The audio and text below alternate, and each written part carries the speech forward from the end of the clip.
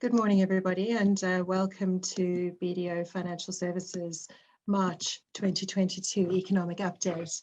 My name is Leigh Treacy. I lead the Financial Services Advisory Practice at BDO, and I'm very pleased to welcome you to the session today and to set the scene for what I am sure will be an insightful update. After 2 years of a pandemic, the global economy is now reeling from back-to-back exogenous shocks, the current one being a geopolitical emergency in the form of an escalating conflict between Ukraine and Russia. The single most significant consequence of any war, of course, is a distressing and unnecessary loss of lives, followed by the ensuing humanitarian crisis associated with huge numbers of besieged and displaced people. I'm sure the Ukrainian people are in our thoughts at this terrible time in our history. Conflicts of the nature we are witnessing also inflict widespread and severe economic costs that trigger global recessions. In a world impacted by such uncertainty, businesses are grappling with sanctions, supply chain impediments, and rising input costs, while households are forced to make challenging decisions when confronted with unprecedented increases in energy and food prices, which are exacerbated even further by falling real wages. So it is a cost of living crisis. The conflict has also created serious downside risks to world growth and upside risks to inflation, which were already emerging. After years of benign and accommodating monetary policies, central banks worldwide are rushing to raise interest rates and rein in their quantitative easing programs. Gold prices are back where they were at the height of the pandemic, and commodity prices across the board are skyrocketing, with liquidity issues beginning to emerge as well. The term stagflation has re-emerged. All of these material indicators converge to raise the million-dollar question that is on everyone's minds as we look ahead to the next quarter, which is, are we on the precipice of another global recession? And if so, how do we cushion ourselves and our businesses against what's coming? To help us answer this question while navigating through an undesirable yet inevitable economic quagmire of uncertainty and unpredictability, I would like to invite Sagar Saha and Tom Robinson to take you through their thoughts on the state of the global economy and the resulting implications for the UK economy, with particular focus on the financial services sector. To introduce them, Tom is a director in our Forensic Accounting and Valuations team. He's an economist with a master's degree in finance and competition economics and focuses on the impact of competition on markets, econometrics, and macroeconomic analysis and forecasting, particularly in relation to the UK. He has 14 years of experience acting as an expert economist and has provided expert witness evidence in UK courts. He regularly provides consultancy services relating to valuation of clients' asset portfolios, taking into account future macroeconomic expectations. And then Sagar Saha is an associate director in our financial services advisory team. He has over 15 years of economic modeling experience, both as an academic and as a practitioner. His core area of expertise revolves around the development and application of computable general equilibrium models and other related classes of general equilibrium models to economic policy, making at the macro and micro levels, as well as macroeconomic forecasting. That is a mouthful. He also specializes in international trade modeling and econometric modeling, working extensively with gravity and time series forecasting models. Sagar has substantial experience in the insurance and banking industries, applying his modeling expertise in the quantification of risk and capital under Solvency II and CRD4 regulatory standards. I will now hand over to Sagar and Tom in turn. Thank you very much, and I hope you enjoyed the session this morning.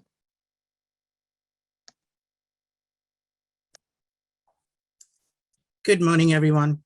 I'm going to kick off this session with an overview of the global economy, and then Tom's going to come in and have a specific focus on the UK economy and look at the key risk indicators and the key macroeconomic indicators on there. So first slide, please, Ben. So I wanted to start off by giving everyone an overview of the recovery till now from the pandemic.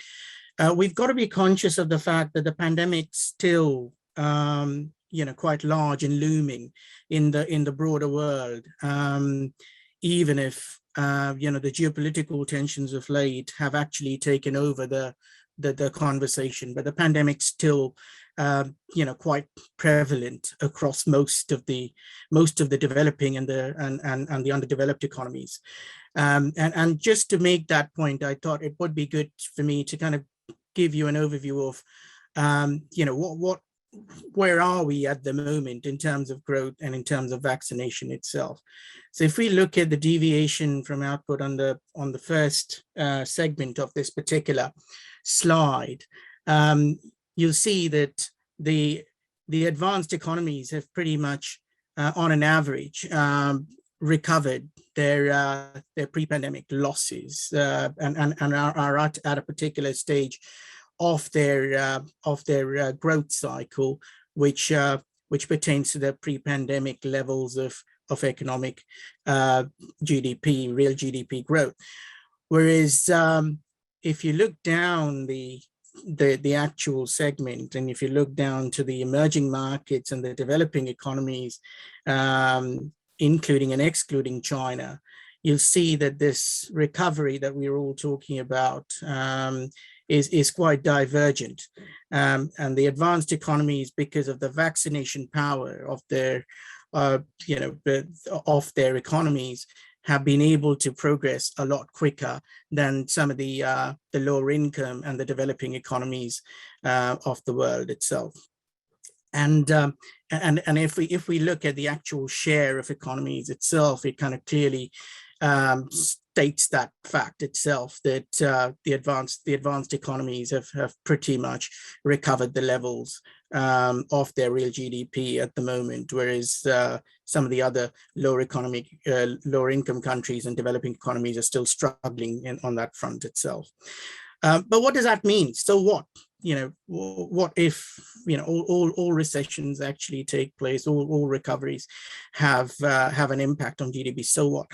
The question is, so what, is very critical to global development itself, because I'm not sure if a lot of you are aware of this, but when we talk about GDP growth, the GDP growth number is just a number itself, but the connotations around that GDP growth is more profound than anything else. One of the stats that I read the other day was, and it's quite well documented in traditional economic literature, is that for every 6% drop in your trend GDP, you have almost 10 years of life expectancy lost in your economy itself over the long run itself. What does that mean? It means that child expectancy, births, deaths at birth, all of these kind of things, healthcare, infrastructure around health. Talk about inequality, the Lorenz curve and the Gini coefficient of a lot of economies are actually impacted as a result of lower GDP trend growths over a period of time. So all of these factors take into account the fact that when we talk about inclusive growth, we have to make sure that the rest of the world's actually vaccinated as well, not just the cohort of the OECD and the G7 and the G10 and G12 countries itself. Next slide, please, Ben. So what are the near and medium term risks to the growth that we face at the moment? Obviously, the biggest risk at the moment is the geopolitical tension that we see emerging in Russia and Ukraine. Obviously, there are humanitarian issues that we need to think about over there, but overall, once the war is going to end at some particular point in time, and there will be a massive humanitarian fallout as a result of that. But even more so, if you look forward to about in the near to medium term, the economic impact of people in those particular countries, as well as in the neighboring economies are going to be massive as well. So that's our biggest risk at the moment. How do we adapt to that? How do we make sure that the growth's inclusive? Obviously, in more traditional terms, you're looking at, the global risks, things like supply chain impediments at the moment. I mean, the Federal Reserve of New York kind of developed this. This is quite a new indicator that you see on there. The global center, it's called the GSCP indicator. And it's the Federal Reserve in New York that actually formulated this. What it actually looks at are things like, cross-border transportation costs, air transportation of freight from the US, backlogs and delivery times of typical deliveries and containers and so on and so forth. And it develops this index, which is normalized to the extent that, a zero level indicates that, the values coincide with the average wait times and freight costs and so on and so forth. Whereas if you go further out on the standard deviation scale, it obviously kind of incorporates volatility in that particular value itself. So as you can see, it jumped up very significantly post-pandemic, because most of the economy started opening up at around the same time. And that global demand, caused, plus, there were a lot of supply bottlenecks, because you can't just turn off, it's not like a tap, you can't turn off economies and turn them back on at the will of a switch. So that's, that's very evident from this particular pressure index that was created by the Federal Reserve of New York. What else do we see? Obviously, inflation is reemerging. I mean, we've tried, it's mind-boggling that we've had about, 12 to 15 years of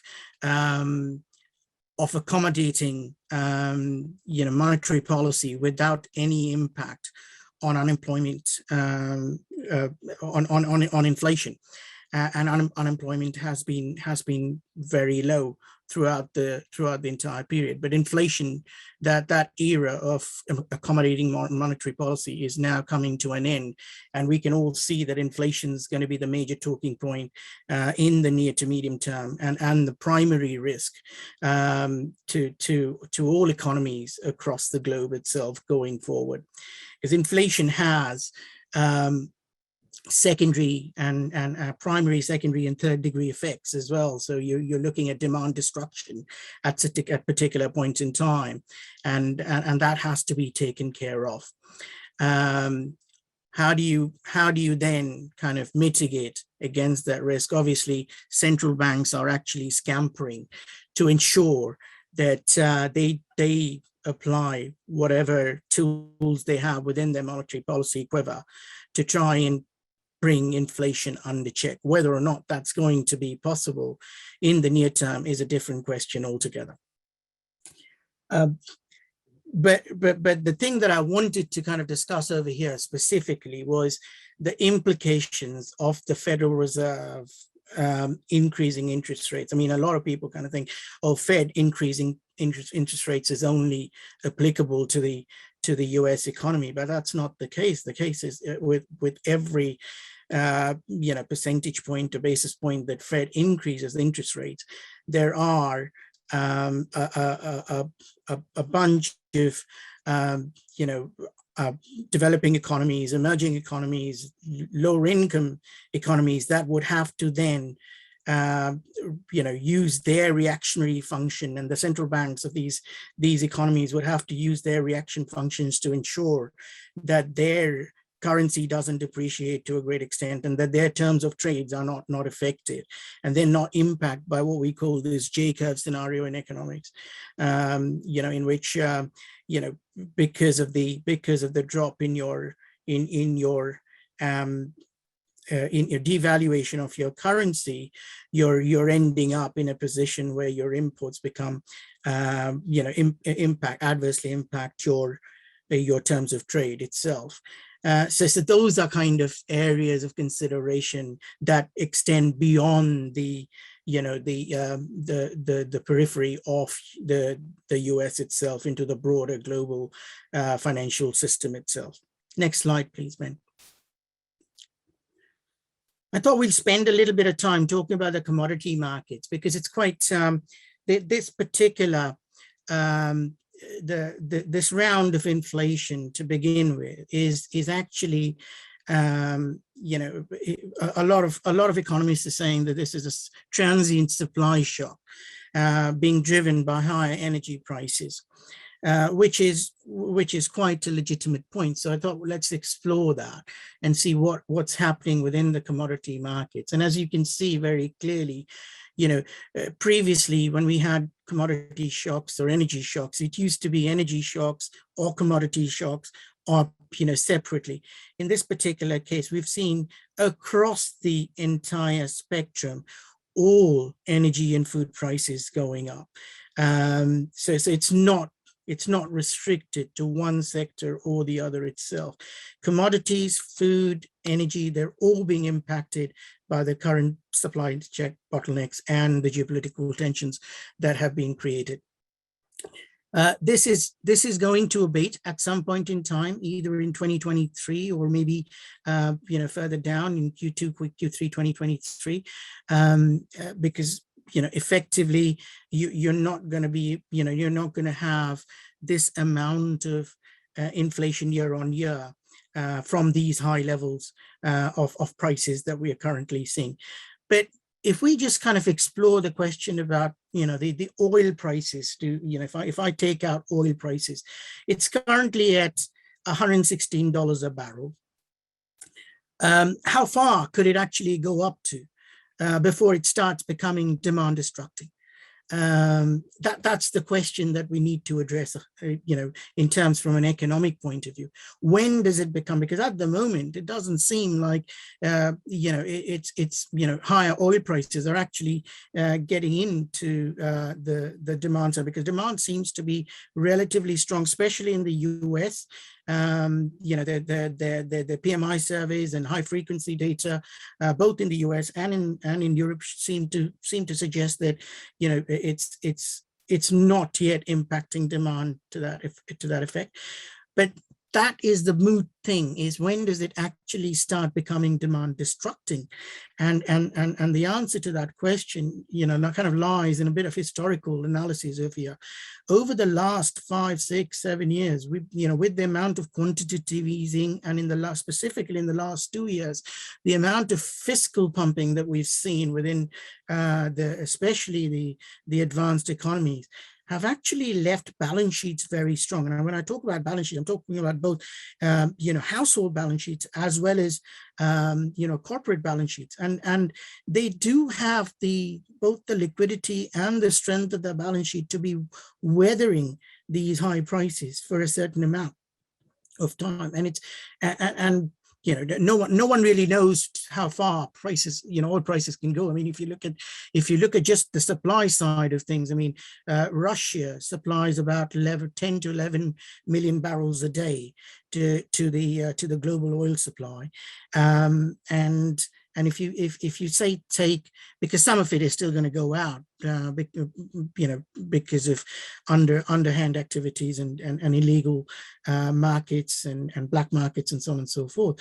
But if you say 60-70% of that is not going to be finding its way back into the markets anytime soon, how do you then replace that so the prices can regain some degree of normality going forward? That's the important question. I mean, Iran can probably pick up some of the slack, but do you then ignore some of the humanitarian and the other issues around Saudi Arabia, or the OPEC, all of this, and the US itself, in trying to expand its shale oil production, could pick up some of that slack itself.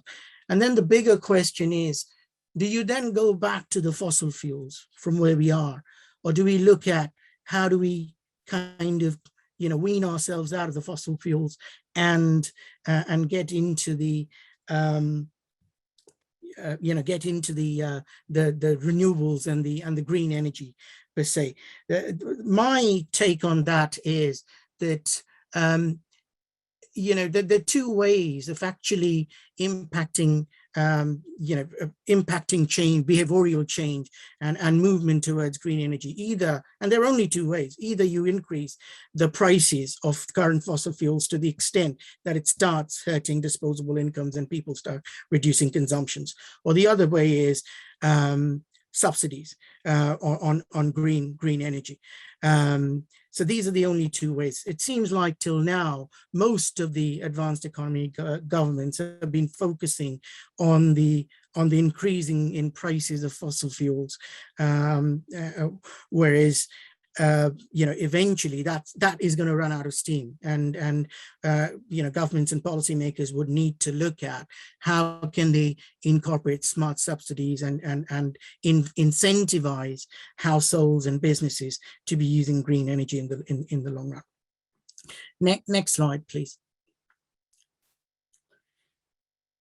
Inflation is actually the one of the biggest issues at the moment, because it has, like you said, like I said before, it has secondary and third degree effects associated with it. And inflation per se at the moment is high, obviously, because of the supply side shock and the demand that is being created by the opening up of economies post-pandemic. But the more central question that economists tend to ask is how rooted, how anchored are the inflationary expectations out of all of this? That is a very interesting question, and there are different ways of finding that out. You could find that out from forward-looking treasury yields. You could look at the surveys that different economies conduct with their consumer base and their household base and their economic agents. But ultimately, if your inflation expectations are anchored, that does not then trigger off a wage price spiral. That's the key risk over here. If inflationary expectations start moving upwards, then you're looking at a more a more fundamental issue, with central banks having to then aggressively look at rate manipulation to be able to come back at their target levels of inflation itself. For the time being, it seems like the inflation expectations are very anchored in the US, but the US is an anomaly. But in the UK, it seems to be gradually creeping up. I mean, I had a quick look at the Cantor survey recently published by the Bank of England, and it was there or thereabouts around 2 and a bit percent, about 2.75% or something like that, on a long run basis. So that kind of keeps things under check for the time being itself. But as soon as inflation expectations start moving, then then it becomes a lot harder for central banks to actually bring it back. The other thing that I noticed before coming on to this seminar is I went and had a look at the latest US yield curves, and it clearly suggests that some of that yield curve, the belly of the curve, is kind of pushing inside, and you're looking at the curve inverting. The 5-year rates are currently trading at a higher yield than the 10-year yield curve. So it kind of, the signals are there that there is a looming recession coming itself on its way. But at the moment, the data doesn't actually show it. All of the US data at the moment kind of points to a very strong economy, fundamentally, in terms of both employment figures, as well as your PMIs and your high frequency data that keeps coming in as well. The question is, how far can the Fed kind of keep on an even keel before it starts embedding inflation expectations within that particular domain itself, and that is quite a central question. I mean, I looked at Chairman Powell's meeting notes the last time they had a 25 basis point hike in a week ago, and it seems like they're predicting that their unemployment is going to stick at 3.5% even after the terminal rate goes out to around 2.5% itself, which is frankly speaking, the math just doesn't add up. You cannot increase rate by 200 basis points and then not expect unemployment to kick in at some particular point in time itself. I mean, typically they have lags, but effectively you're looking at some sort of a normalization process over there over time. Next slide, please. Finally, I just wanted to have a quick chat about the green economy transition, because we've now got, clearly we're at a fork in our journey, and we've got these two different pathways in which we can go back into our kind of look at going back and increasing our fossil fuel intake because supply because of the current shocks, or we could endure a little bit of pain and kind of start investing in more greener energies. At the moment, as you can see from this particular slide, the sustainable investment funds are a minute fraction of the total conventional investment funds, but that's actually changing. The amount of flows that you can see in the number 3 segment of that particular slide, you can see that it's actually increasing rapidly, and the question is, how much do you actually how much do you hedge your bets? It's pretty much that question within your mind. How much do you start investing in greener fossil fuels and renewable energy at this particular point in time to be able to reap the benefits of it going forward? That is going to be the central question and different policymakers are going to be reacting in different ways. I mean, you can see that the EU risk appetite on that is a lot higher than, say, somewhere in the US, because they know that politically higher fossil fuel prices, higher gas prices is not going to be good for them politically and electorally. So then they have to kind of tread that line in a way that makes sense for them itself. So different divergent pathways are going to emerge out of this, but hopefully all economies going forward, at least the big economies, are going to be increasing their the supply the supply chain options, as well as moving towards renewable green energy. And with that, I'd like to pass it on to Tom, who would be looking at the UK forecasts from here onwards. Next slide, please, Ben. Good morning, everyone. I'm going to spend 15-20 minutes speaking about the UK economy and, hold on.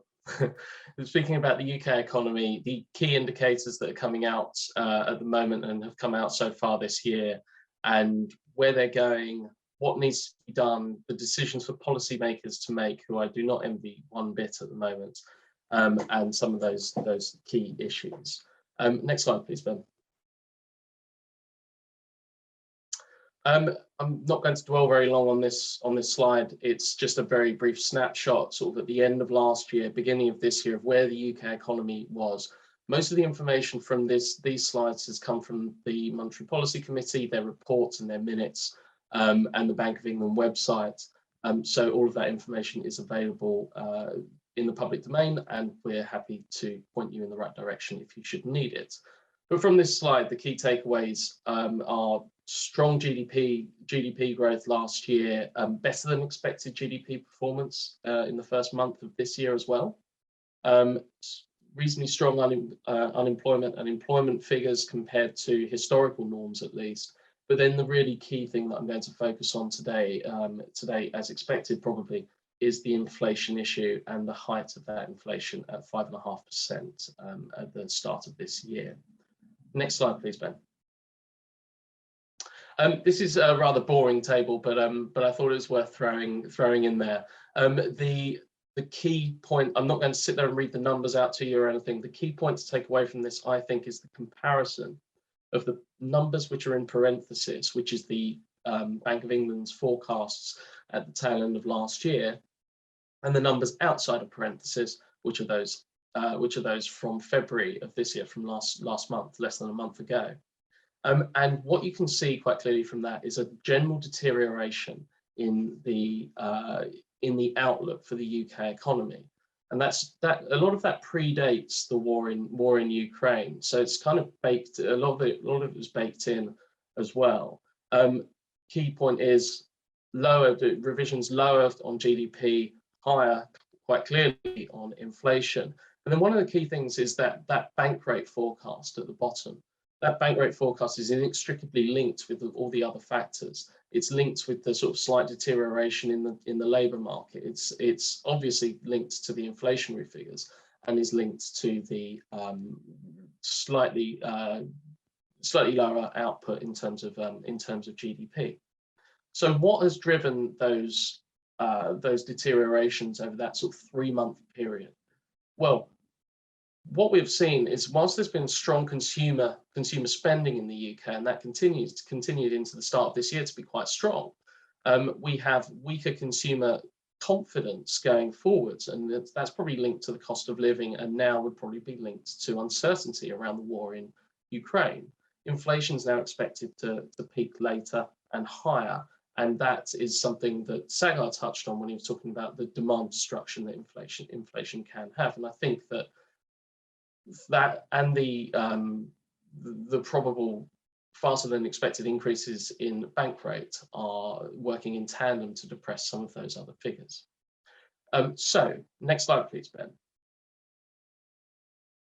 Before I start talking about inflation in earnest, I'm going to speak about the GDP outlook for the UK, which is somewhat inextricably linked. This is kind of a two-part story. The whole of this year is likely to be a two-part story. One is recovery from the pandemic, which has been probably stronger, is certainly stronger and faster than I expected. And it's been concurrent with most other economies coming out of their sort of COVID-related controls at roughly the same time.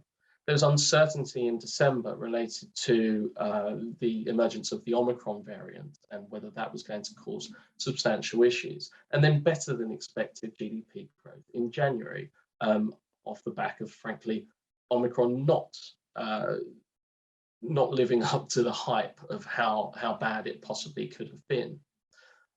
But then in January, and so the tail end of last year and going into January, we've seen consumer confidence starting to wane and and those inflationary pressures, which are already kicking in, starting to weigh on people's pockets and on their confidence. And perhaps that's the reason for that shape in that middle graph just there.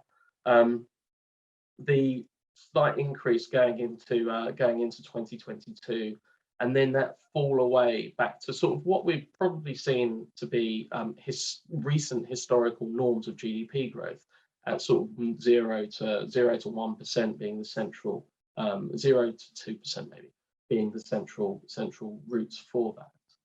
The point being that this drop off in GDP, it's not necessarily linked to the war in Ukraine, although that may exacerbate issues, but a lot of the pressures and the expectations on it were baked in prior to Putin's invasion of Ukraine. It is worth pointing out, though, that throughout December, January, and continuing to today, although consumer confidence is starting to wane, consumer spending remains relatively strong. And in the high frequency data, such as card spending, restaurant reservations, travel, the figures have been robust thus far. Next slide, please. And so this brings us on to the inflation outlook, which is kind of the other side of the other part of that two-part story, one of recovery, and then the finding out what happens afterwards and the ramifications of the recovery, both in the UK and globally. A couple of things to mention first. Firstly, this is against, as Sagar has pointed out, this is against the backdrop of a global recovery, where most advanced economies, at least, and several others, emerged from the pandemic at roughly the same time. And what that meant is that supply chains needed to wake up, and commodity prices, as Sagar has shown, increased substantially as the inputs to those supply chains increased in demand and therefore in price.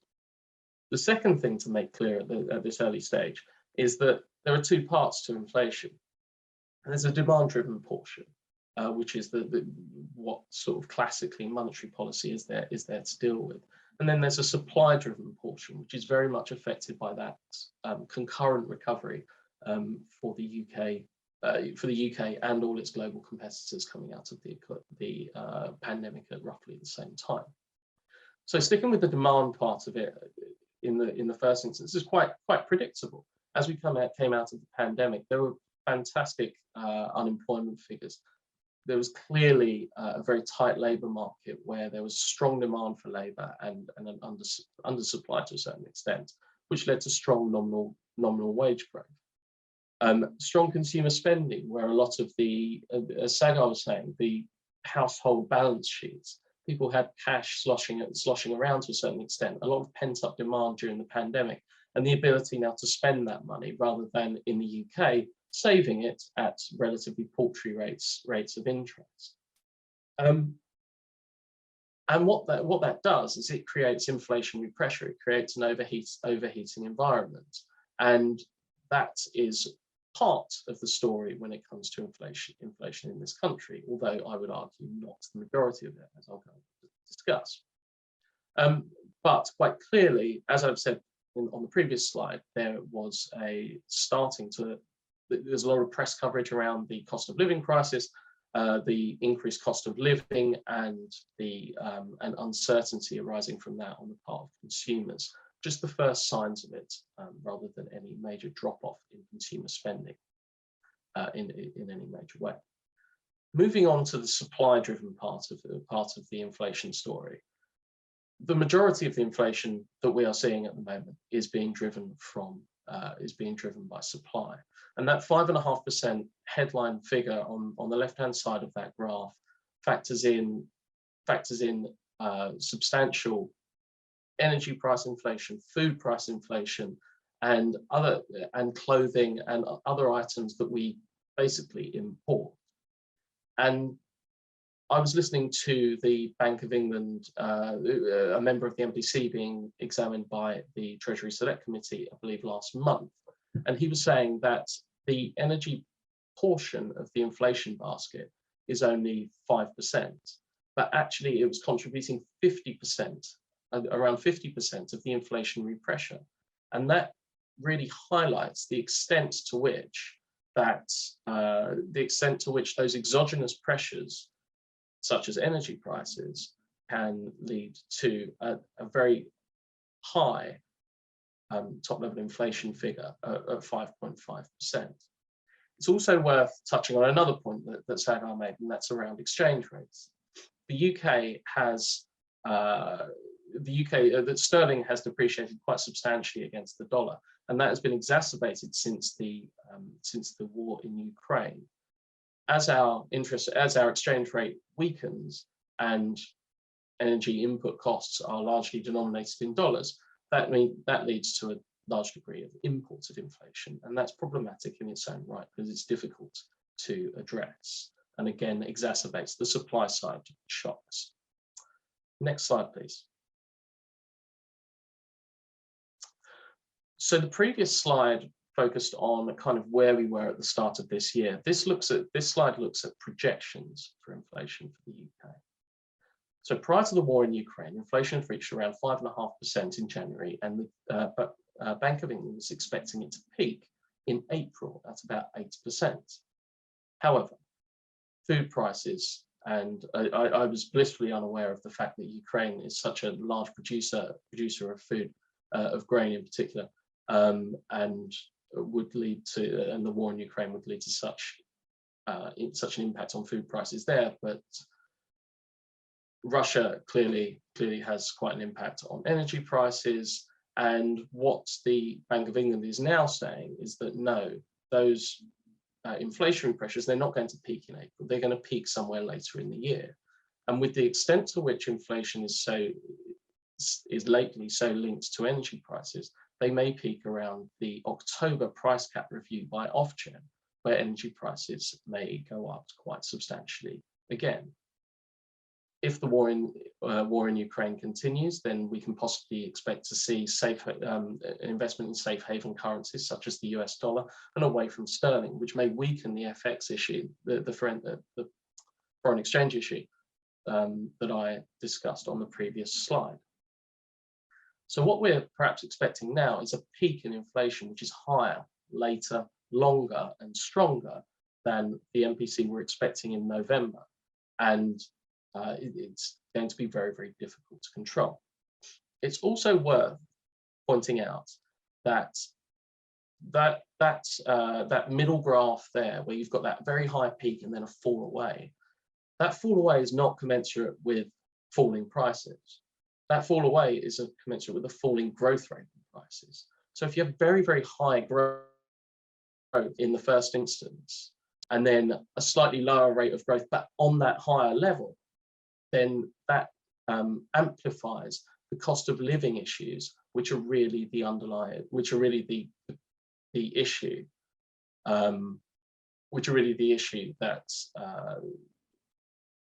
that we have to deal with and the policy makers have to deal with at the moment.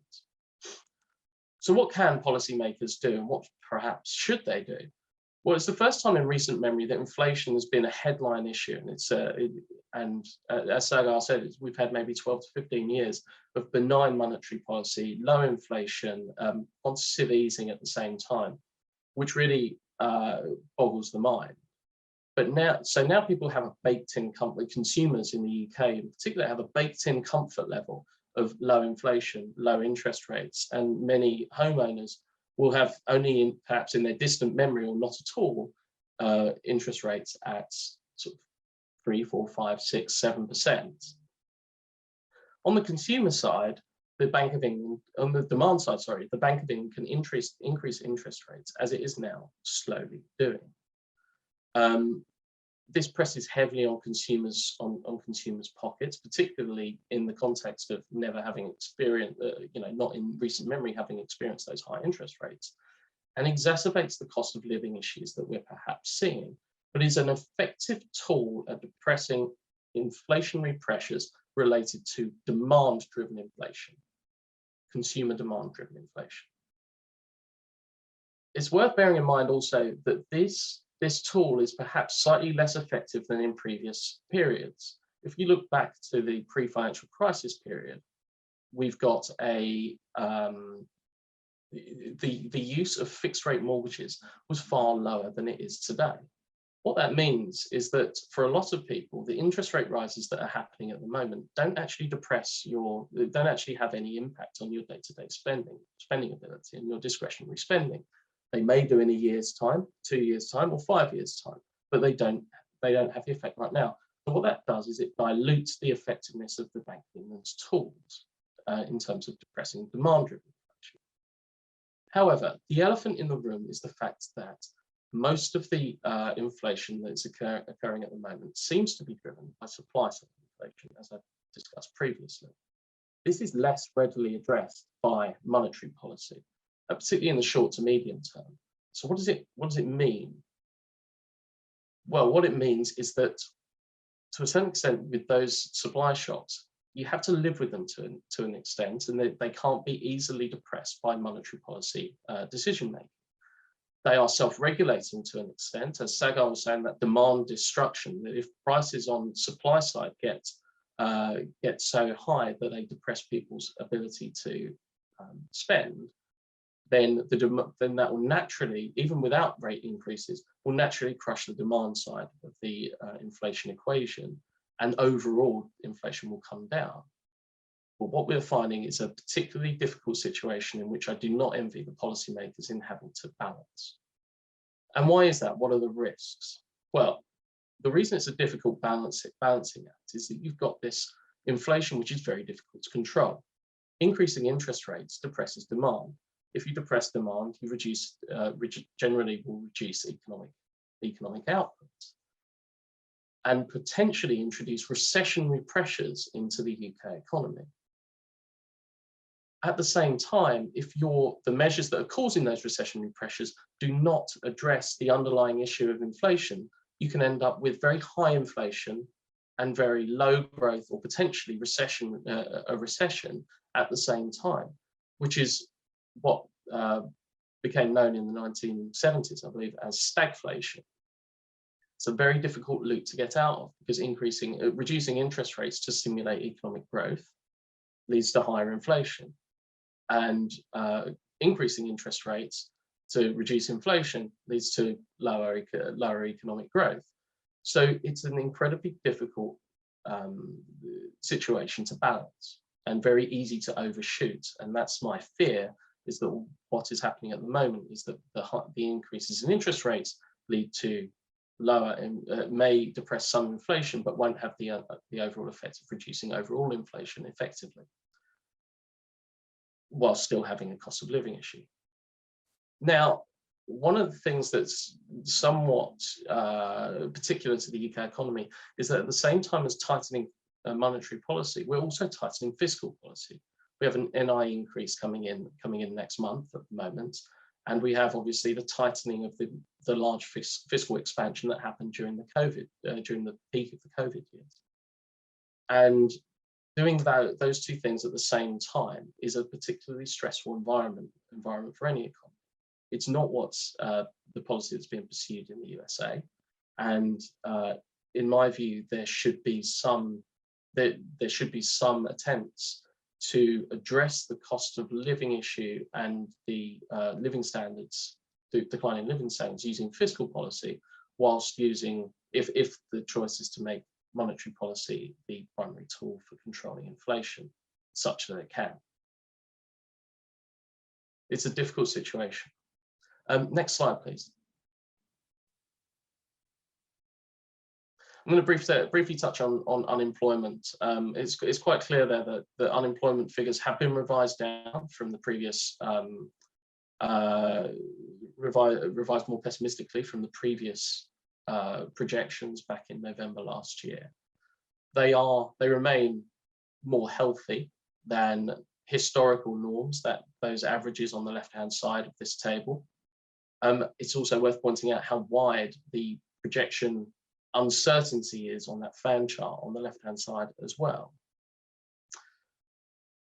One of the things that's going to weigh most heavily, I imagine, on unemployment is where interest rates end up. What's the long-term equilibrium for interest rates? Because generally there's a trade-off that as interest rates go up, unemployment will go down. As Sagar spoke about in the USA, that their expectation there is that interest rates will go up, but unemployment rates will remain static. It simply doesn't work like that, apart from in the most peculiar of circumstances. So I suppose the takeaway from this is that unemployment projections still probably stronger than at sort of 4.5–5% going out to 2024, still stronger than recent historical norms, which is a reason to be pleased. But I wouldn't be surprised to see further downgrades in those projections as the course of the next, as the interest rate situation and inflation situation crystallizes over the course, or becomes clearer at least, over the course of the next year. And then next slide, please.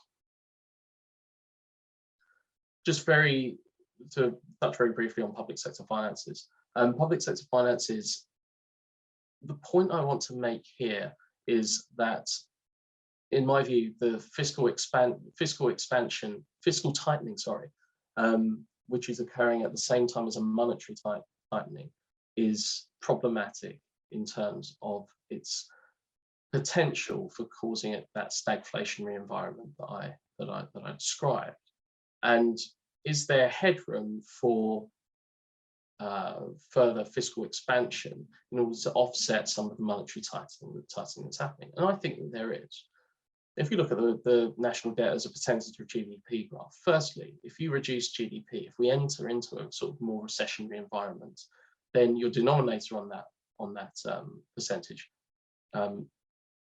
drives the column the wrong way. And so actually investing in having a more healthy economy assists with that ratio. Secondly, the figure for government spend for national debt, is not out of line with all-time historical highs, and I think it's a worthwhile investment to spend the. I think it's a worthwhile investment to expand fiscal policy in order to offset some of the monetary policy issues. Next slide, please. I'm just going to touch very briefly here, and it's really to reiterate some of the stuff that Sagar was saying. This is to do with international trade, but I'm going to focus only on the supply chain pressure index, which, as Sagar pointed out, is very is 4 standard deviations above its normal level. Now it's expected to level out somewhat rather than to continue to deviate from long-term norms, but it's still a long way out of where we are. It may be the case, it's likely to be the case that trade will continue to normalize post-COVID going into the future, but kind of all bets are off a little bit when it comes to the war in Ukraine, how long and how expansive that war may or may not be. Next slide. I'm going to pass back to Sagar now for a discussion on financial stability. Thank you.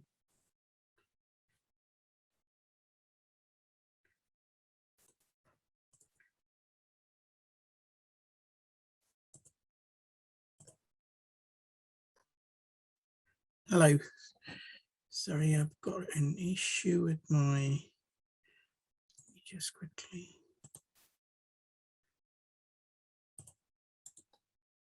Right, we can hear you, Sagar. Don't worry Okay. about your camera. Go for it. Okay, good. Okay, so I'm gonna go into the financial stability bit itself. Start my video. Okay, good. In a second, but I just wanted to answer a question from the previous session that someone's actually posed on the Q&A session very quickly, because I know we're running slightly behind time. So if we could just, if I could just answer this question first and then move on to my financial stability slides, because some of it I've already discussed anyway. The question is, my understanding is that the central bank is supposed to control inflation through interest rate increases. Given higher interest rates would push up borrowing costs for corporates and households, wouldn't that be passed on in higher prices for consumers and more demands for wages increases, having the opposite impact on inflation than what is intended? What is the intended mechanism by which interest rates impact inflation? So that's quite a good question. It kind of goes back to the fundamentals of how the economy and how monetary policy actually functions.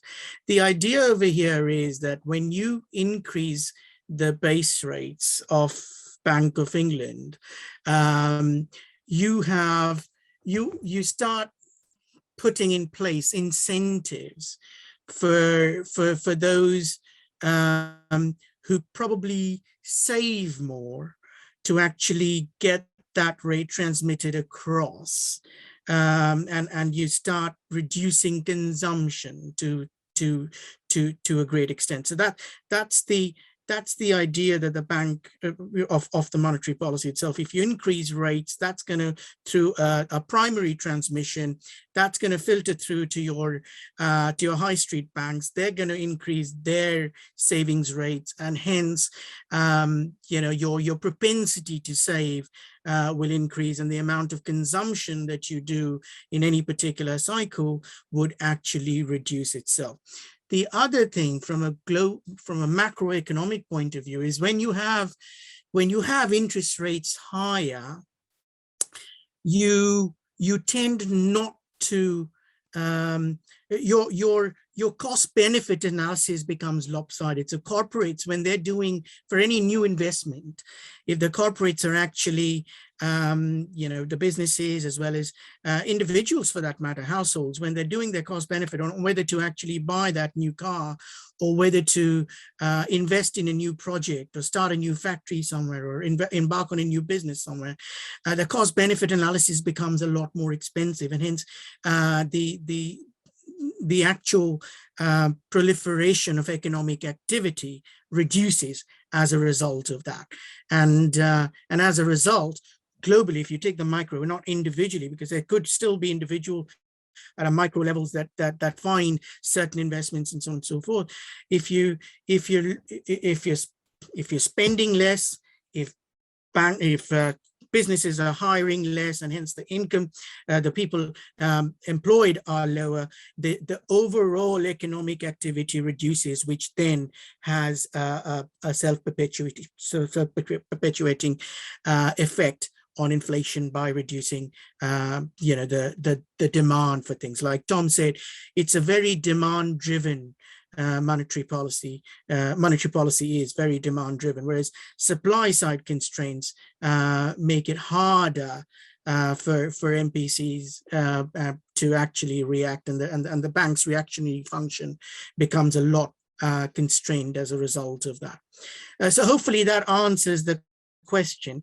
If you have any doubts or any questions in regard to what we've said, by all means, get in touch with us individually, and we'd be more than happy to kind of deal with that.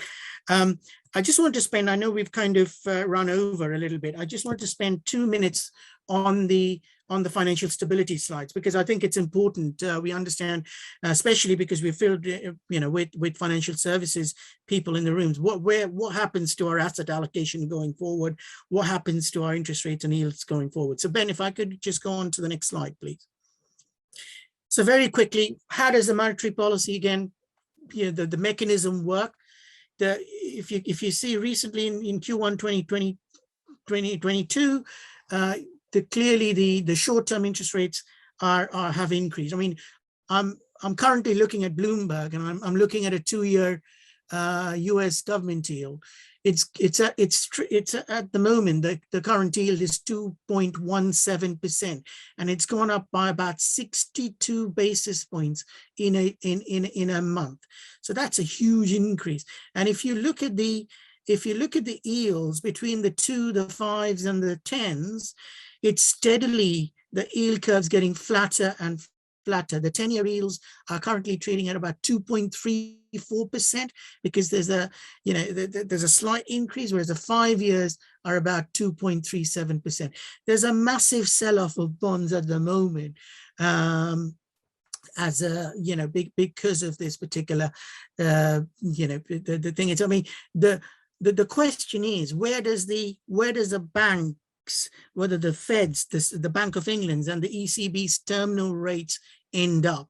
And at the moment, the markets have priced in about 2.5% in rates itself. And I believe personally that it could actually go a lot higher before it settles down at that particular rate itself, because of the shocks that are currently stable within the economy itself.